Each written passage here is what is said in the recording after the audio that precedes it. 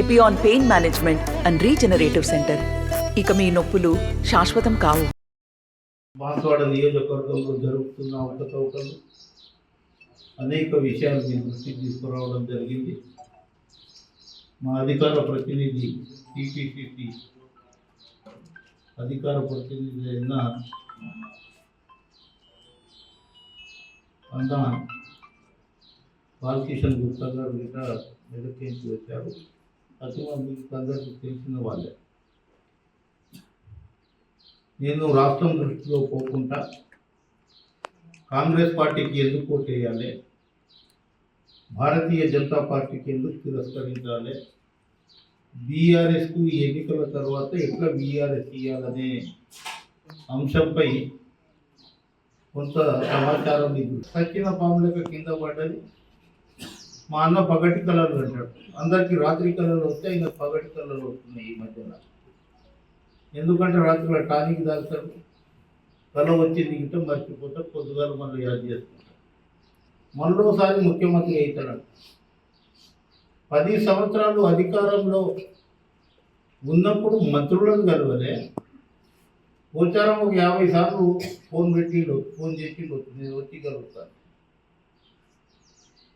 రానియకుండా గేట్లు గడిలు బంద్ చేసి ఇవాళ మీరు సెక్రటరియట్ చూడండి. సంక్రాంతి, దీపావళి, దసరా పండుగ ఉన్నప్పుడు ఊళ్ళో ఎట్లా ఉంటుందో ఆ విధంగా కలకలలాడుతుంది మంత్రులతో. సెక్రటరియట్ నేనే కట్టినా అంటాడు. నీవు కట్టిన వాస్తవమే. నీ క్యాబినెట్లో అందరూ పోచారం శ్రీనివాసరెడ్డి లేకుండా ఉన్నారు కదా. ఏం చెప్పినా సపోర్టు కొట్టి తీర్మానం పాస్ చేశాడు.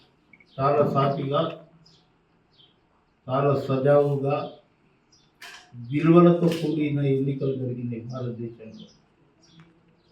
కానీ 1925లో ఆర్ఎస్ఎస్ పుట్టి 1924 అంటే 100 సంవత్సరాలు ఆర్ఎస్ఎస్ పుట్టిందే ఎస్సీ, ఎస్టీ, బీసీ మైనారిటీల రిజర్వేషన్ని తీసివేయాలనే ఉద్దేశంతో పుట్టిన ఆర్ఎస్ఎస్. 100 సంవత్సరాల చరిత్రలో అప్పుడు ఎల్కే అద్వానీ ఉన్నప్పుడు, అటల్ బిహారీ వాజ్పేయి ఉన్నప్పుడు ఒకసారి ప్రయత్నం జరిగినాయి. కానీ ఇప్పుడు చాలా సీరియస్గా ప్రయత్నాలు జరుగుతున్నాయి. ఈ ఎన్నికలు బీజేపీకో కాంగ్రెస్కు జరుగుతున్న ఎన్నికలు కావు. ఈ ఎన్నికలు నాథరాం గాడ్సేకి గాంధీజీ మధ్య జరుగుతున్న ఎన్నికలు. ఈ ఎన్నికలు ఆషామాషి ఎన్నికలు కావు. రాజ్యాంగాన్ని కాపాడుకోవాలంటే కాంగ్రెస్ పార్టీకి ఓటేయాలి. ఇవాళ చూడండి, బ్రహ్మాండంగా ఇదవుతుంది. ఈ దేశంలో పండిత్ జవహర్లాల్ నెహ్రూ గురించి మొన్నటి వరకు మన్మోహన్ సింగ్ ప్రధానమంత్రి. కానీ 10 సంవత్సరాల ముందు అయిన ప్రధానమంత్రి భారతదేశంలోనే కాదు ప్రపంచంలో అబద్ధాల ప్రధానమంత్రి అంటే గిన్నీస్ బుక్ రికార్డ్ ఎక్కడింది. ప్రతిదీ అబద్ధమే. ఇప్పుడు కులాల మధ్య, మతాల మధ్య చిచ్చు పెట్టి హిందూ ముస్లిం అని వేరు చేసి మళ్ళా అధికారంలో రావడానికి ఆర్ఎస్ఎస్ చేస్తున్న కుట్ర. నిన్న ఢిల్లీ పోలీసు వచ్చారు, మార్ఫింగ్ చేసారు మీరు అని ముఖ్యమంత్రికి నోటీస్ ఇవ్వడం జరిగింది. అయినా అటల్ బిహారీ వాజ్పేయి మాట్లాడిన ఆ రోజులలో ఉంది, ఎల్కే అద్వానీ మాట్లాడిన రిజర్వేషన్ మీద ప్రధానమంత్రి ఉన్నప్పుడు వాళ్ళు మాట్లాడింది. 5 సంవత్సరాల ముందు రాజ్యాంగాన్ని మారుతాన్ని చెప్పిన అమిత్ షా కానివ్వండి, ప్రధానమంత్రి ఇప్పుడున్న ప్రధానమంత్రి 5 సంవత్సరాల ముందే చెప్పింది. ఈసారి కనుక భారతీయ జనతా పార్టీ అప్కే బార్ 400 పార్, 400 పార్ అవుతుందో నాకు అర్థమవుతలేదు. 308 సీట్లకు పోటీ చేసి 400 ఎన్డీఏ కూటమి అన్నీ కలుపుకుంటే ఒక్కడు ఓడిపోడు, 400లకు పోటీ చేస్తాడు. అంటే 400 సీట్లు వస్తాయి. రాజ్యాంగాన్ని మార్చేయవచ్చు. 2/3 మెజారిటీ కనుక ఉంటే రిజర్వేషన్ తీసేస్తాం. తర్వాత పబ్లిక్ సెక్టర్ని ప్రైవేట్ చేస్తాం. 2 కోట్ల ఉద్యోగాలు ఇయ్యం. ఈ దేశానికి ఆదాని అంబానీకి అంటగడతాం. చైనా ఒక దిక్కెంచి భారతదేశం భూభాగంలో చొరబడితే జై శ్రీరామ్ అనుకుంటా మేము గుడి కట్టినాం. మీకు రాముడు ఎంత భగవంతుడో మా గిట్ట అంతే భగవంతుడు. కానీ రాముడిని ముంగడి పెట్టి కింద ఒక ప్రధానమంత్రి మాట్లాడే మాటలు, కాంగ్రెస్ పార్టీ కనుక అధికారంలో వస్తే మీ పుస్తెలు అమ్మి ముస్లిం సోదరులకు పెడతారు. అది ప్రధానమంత్రి రెచ్చగొట్టే భాష. ఒక ప్రధానమంత్రికి అటువంటి మాట్లాడేది సరిగ్గా. ప్రగతి భవన్ కట్టించినది ఆయన బాగా తెలుసు. ఆ ప్రగతి భవన్లో ఉండి 10 సంవత్సరాలు ఆ రోడ్ నెంబర్ 14 బంగ్లాలో ఉండలేకపోతుంది. ప్రగతి భవన్ ఒక బానిస భవన్గా తయారైపోయింది. ఇవాళ చూడండి, ప్రగతి భవన్ ఒక దళితుడు ముఖ్యమంత్రి ఉండే ఇంట్లో ఉన్నాడు. వైఎస్ రాజశేఖర రెడ్డి ఉన్న ఇంట్లో ఒక గిరిజన మంత్రి ఉన్నారు. ఆ రోజు 37,000 మెజారిటీ బాన్స్వాడకు వస్తే 5,000 ఓట్లతోటి సంతోష్ రెడ్డి ఎంపీగా ఓడిపోయాడు. ఎప్పుడు బాన్స్వాడనే కాపాడుతుంది. పోయినసారి 30,000 మెజారిటీ బాన్స్వాడ ఇస్తే మా మదన్ మోహన్ రావు మళ్ళీ 5,000 ఓట్లతోటి ఇక్కడ ఓడిపోవడం జరిగింది. ఇప్పుడు నేను ఇవాళ ముఖ్యమంత్రితోటి వస్తూ మాట్లాడుతూ, రామలందర్ నీకు చెప్పు, ఎందుకన్నకు చెప్పు, ఎట్టి పరిస్థితిలో ప్రతి ప్రజల దగ్గర పోయి 15వ తేదీ 2 లక్షల రుణమాఫీ ఎట్ ఏ టైం చేస్తామని కార్యకర్తలు ఇంటికి తిరిగి చెప్పాలి. మీరు ఏం భయపడవద్దు, నేను మాట ఇచ్చిన 600 అయినా 15 ఆగస్టు రోజు 2 లక్షల రుణమాఫీ అయిపోతుంది. మీరు ప్రతి ఇంటికి పోయినప్పుడు కార్యకర్తలు ఎంతమందికి 500 రూపాయల గ్యాస్ సిలిండర్ వచ్చిందో అడగాలి. ఎవరికి వచ్చింది, ఎవరికి రాలేదు, మనకు ఒక మైండ్లో ఉంటుంది. రెండవది జీరో బిల్. 200 యూనిట్లు ఎవరికైతే కాలేదో అది గిట్ట ఒక సమాచారం. 5 లక్షల రూపాయలు ఇచ్చి 4 లక్షల ఇళ్ళు శాంక్షన్ చేసినాం. అది ఎవరన్నా ఎక్కడన్నా భూమి ఉంటే కట్టుకోవచ్చు. ఆ బడ్జెట్ ఉంది. ఎలక్షన్ కోడ్ కాగానే 4 లక్షల ఇళ్లకు డబ్బులు రిలీజ్ చేస్తాం. అది చెప్పండి. మీరు గట్టిగా మనం ఏదైతే వాగ్దానాలు చెప్పినామో 6 గ్యారెంటీలు, ఇంత భయపడకండి. ఎటువంటి కన్ఫ్యూజ్ ఉండవద్దు. మీరు ప్రతి ఇంటికి చెప్పాలి అనే ఉద్దేశంతో ఇలా స్టార్ క్యాంపెయినర్గా నేను ఇప్పటికే మెదక్, ఎల్లారెడ్డి, బాన్స్వాడ, సాయంత్రం 7:30-8 గంటలకు నారాయణఖేడ్, ఈ విధంగా మొత్తము 17 పార్లమెంట్లో పనిచేస్తూ టీం. ఈసారి 14 సీట్లు కనుక మనం గెలుచుకుంటే దేశ ప్రధాని రాహుల్ గాంధీ అవుతారు. ప్రజాస్వామ్యంగా ఉంటుంది. ప్రజాస్వామ్య పద్ధతిలో మళ్ళీ మనం చేయాలంటే BHEL వంటి కర్మాగారాలు రావాలంటే, NMC డిఫెన్స్ అటువంటి ఫ్యాక్టరీలు రావాలంటే, బోధన్ నిజాం షుగర్ ఫ్యాక్టరీ మళ్ళీ ప్రారంభం కావాలంటే, ఇటు గాంధారి ఆ ఏరియాలలో బాన్స్వాడలో పోడు భూముల సమస్య పోవాలంటే, గిరిజన రైతులకు పట్టాలు రావాలంటే, 2 లక్షల రూపాయలు రుణమాఫీ కావాలంటే భారతీయ జనతా పార్టీకి, BRS పార్టీకి ఓటేయవద్దనేది అభిప్రాయం. ఇంత సారా కూర కారకు పోచారం శ్రీనివాసరెడ్డి ఇచ్చే ఓటుకు 5,000కు మీరు కనుక ఆషామాషిగా ఈ ఎన్నికలు అనుకుంటే ఇది చాలా ప్రమాదకరమైన ఎన్నికలు.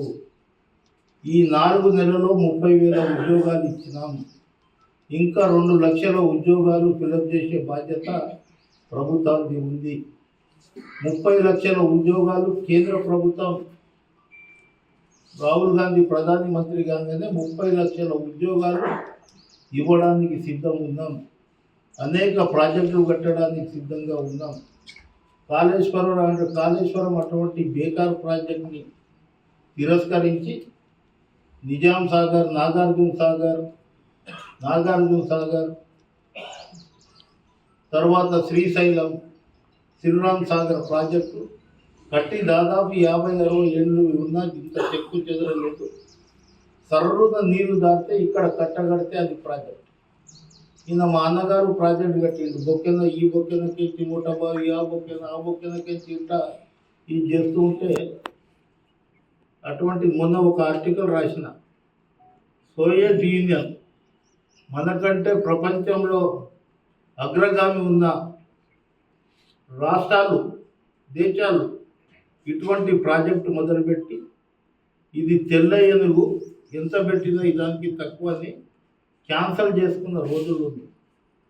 గలగలలాడే గోదావరి గంగమ్మ తల్లిని రీడిజైన్ పేరు మీద కొండపోచమ్మకు మళ్లించి లక్షలాది ఎకరాలు ఈయన ఫామ్ హౌస్కి ఇచ్చేసుకొని నీళ్లు దోపిడీ చేసి కృష్ణానది నీళ్లు అమ్ముకొని ఇవాళ కరెంట్ షార్ట్ ఉంది, కరెంట్ ఇది ఉంది.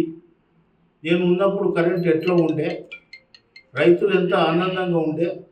నేను 4 నెలలు ఇట్లా తలకాయ తిప్పగానే మొత్తం రాష్ట్రం ఆగమైపోయింది. తెలంగాణ కరువులో పోయింది. తెలంగాణ కరువులో ఇది ఒక తెలంగాణే కానీ కాదు, 13 రాష్ట్రాలు, ఇండియాలో 13 రాష్ట్రాలు కరువుతోటి ఉన్నాయి. కింద ఒక స్టేట్మెంట్ ఎంత ఘోరంగా అంటే, ఉస్మానియా యూనివర్సిటీ 10 సంవత్సరాలు అక్కడ పోలేదు, విద్యార్థిని చూడలేదు. రాష్ట్రపతి వస్తే భయంతో పోయిన ముఖ్యమంత్రి అగో వార్డన్ చెప్పిండు, చీఫ్ వార్డన్ చెప్పిండు, కరెంటు షార్టేజు, వాటర్ షార్టేజు, మీరు అందు గురించి హాస్టల్ ఖాళీ చేయండి, ఓ ప్రభుత్వం ఏంది అని ఆయన చెప్పించడానికి, ఆ వార్డన్ని ఇది చేయడానికి 10 సంవత్సరాలు ఉస్మానియా యూనివర్సిటీ విద్యార్థులు యాదకు రాలే. ఇవాళ ఆ వార్డన్ చెప్పగానే ఈ ఉస్మానియా యూనివర్సిటీని, లేకుంటే కాకతీయ యూనివర్సిటీని, ఎక్కడైతే గవర్నమెంట్ ఉన్న యూనివర్సిటీని ప్రైవేటీకరణ చేసి ఆ యూనివర్సిటీని భూస్థాపిత చేయాలనే ఉద్దేశంతో ప్రైవేట్ యూనివర్సిటీని ఇచ్చి ఇవాళ ఉస్మానియా యూనివర్సిటీకి ఇచ్చి మాట్లాడే అర్హత ఈ కుటుంబానికి కానీ కేసీఆర్కు లేదు. దమ్ముంటే ఉస్మానియా యూనివర్సిటీలో ఇప్పుడు కన్నా నువ్వు ఎన్నికల ముందు పోయి ఆ విద్యార్థులతో ఒక మీటింగ్ పెడితే నీకు చరిత్ర చెప్తారు వాళ్ళు. కానీ నువ్వు ఇంకా రెచ్చగొట్టి మీరు అనుకుంటారు కార్నర్ మీటింగ్లో అవి జనాలు ఏమొస్తారు అని నేను ఒకడు అన్నాడు నాకు. తమ్మి అది కార్నర్ మీటింగ్ అవి అట్లనే ఉంటారు. మేము తెలంగాణ మూమెంట్ చేసినప్పుడు సెంటిమెంట్ మీద వచ్చారు జనాలు, కానీ ఇప్పుడు పేమెంట్ మీద వస్తారు. సెంటిమెంట్ పోయింది, పేమెంట్. ఇప్పుడు ఏ మీటింగ్ అయినా పేమెంటే, నో సెంటిమెంట్.